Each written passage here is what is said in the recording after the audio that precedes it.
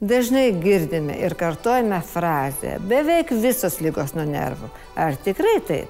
Paklausime specialistų.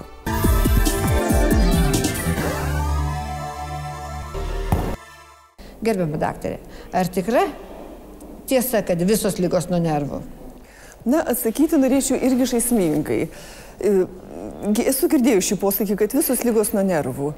Tačiau norėčiau pasakyti, kad ne tiek ir ne tik nuo nervų, bet taip pat priklauso ir nuo mūsų santykio.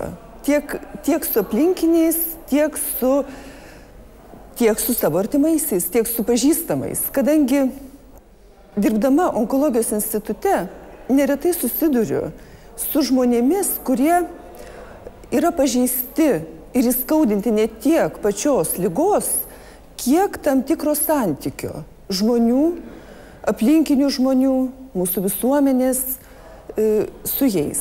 Ir pratęsti norėčiau šią mintį galbūt trumpai kreipdamasi į mus visus, kad būtume dėmesingesni vienas kitam. Ne tik tai tam sergančiam šeimos nariui, draugui, draugiai, pažįstamam, bet taip pat vieni kitiem, mūsų aplinkoj, artimiausioje aplinkoj, tiesiog buitiniuose dalykuose, kaip parduotuvėse, transporte.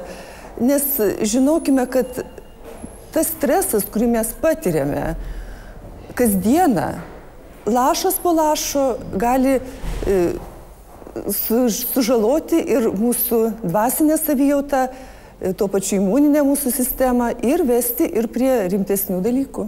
Kai liaudiškai sakant nelaiko nervai, dažnai nusprendžiame griebtis rimtų medikamentų. Tačiau ne visuomet tai teisingas sprendimas. Tuo tarpu, kaip augaliniai preparatai yra lengvai priimami, nekenksmingi, nesukelia pašalinio poveikio, yra saugus vartoti.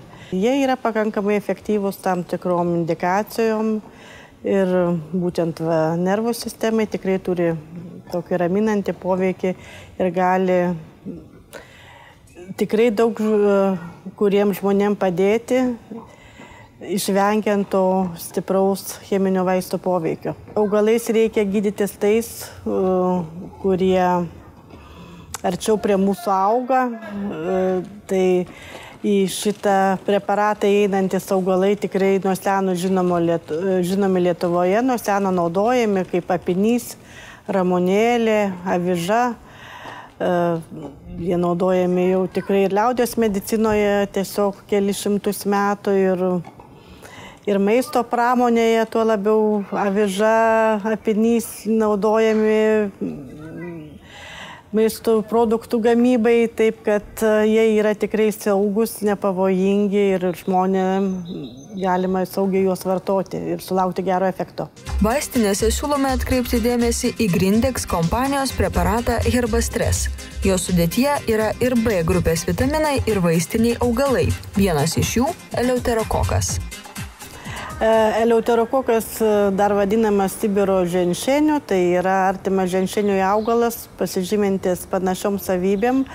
Ir gera jo savybė tai yra, kad jisai padeda, reiškia, kaip adaptogenas žmogui adaptuotis prie nepalankių gyvenimo sąlygų. Pavyzdžiui, sakysim, žmogus įkopė kažkokį tai aukštą kalną, ten mažesnis deguonies kiekis, reikia gyventi pasikeitusiom, tokiom pasunkėjusiom gyvenimo sąlygom. Jis padeda prisitaikyti prie to ir tuo pačiu padeda prisitaikyti prie streso, kad žmogus ne taip audringai reaguotų, lengviau viską priimtų.